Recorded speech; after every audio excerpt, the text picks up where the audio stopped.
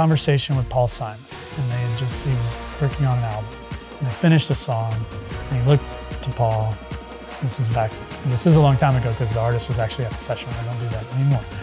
But he looked at Paul and he said, "What do you think?" And he said, "I wish everyone could hear the song through these speakers, because that's the way it sounded in my head when I wrote it." And I think about how without music, a speaker is useless. So we're just in service of that thing. Hi, my name is Jim Thompson, and I am a music maker.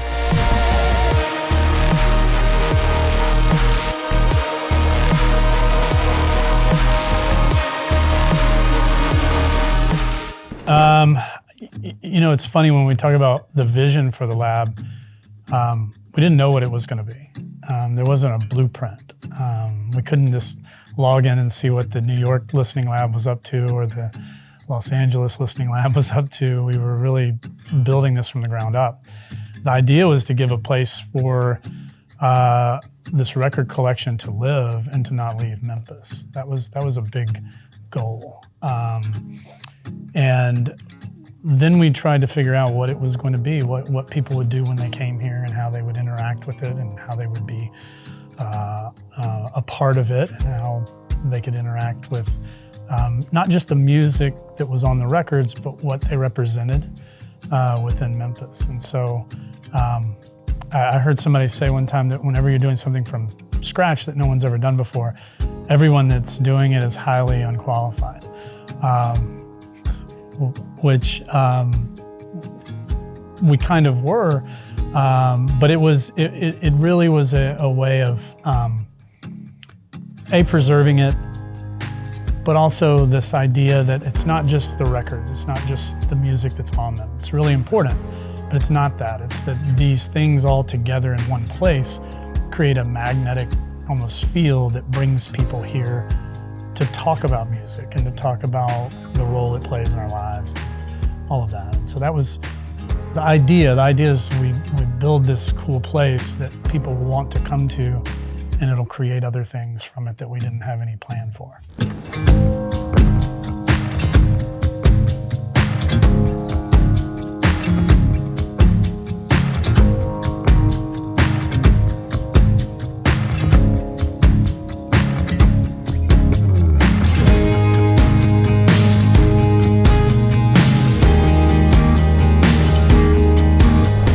The funny thing about record collectors, I always say this is kind of my intro to the place, is that John King was a really different type of record collector. I mean, he had all of it, 60,000, 65,000 records. I have like maybe 500, and I don't want anybody to touch them. You know, if the party's at my house, I'll put the records on. You know, I'm not gonna be the one that says, hey, go play the records. And John King was the opposite of that. He was, here's my record collection. I want it to be made public. I want people to be able to touch it, hold it, listen to it, play it, because if I tell you it's a fantastic piece of music, but it's so rare we can't play it, it's useless. And that's an amazing thing. And so when people come in and they're like, well, okay, do I get to touch it? Do I get to, and we hand it to them and we walk them back there and we give them a quick tutorial on the turntable and we say, all right, you're on your own. There is a little bit of surprise, I guess, that but it's excitement too. And it's kind of, I mean, it's a rare thing, I think. So it's.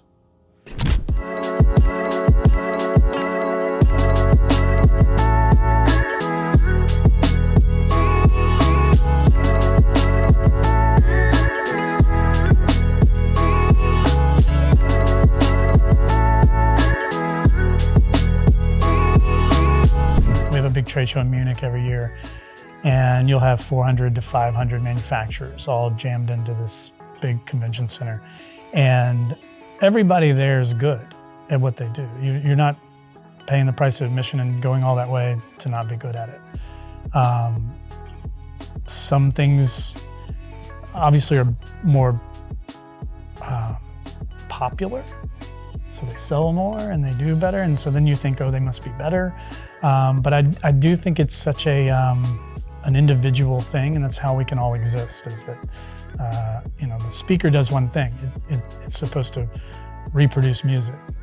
But then they all look different, and they all have different materials and different feeling to them and all of that kind of thing. And so there is, somebody's asked me before, what's more important?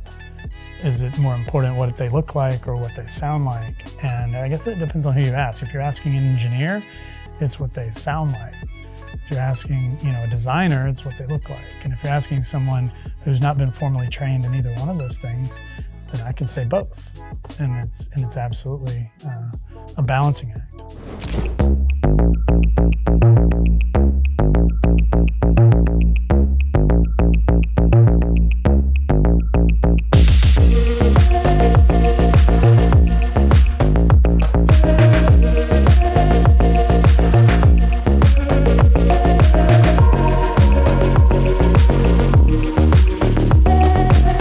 I remember one conversation that Bob Ludwig called us and said that he was, and this was probably 18 years ago, I don't know when it was, conversation with Paul Simon, and he was working on an album, and they finished a song, and he looked to Paul.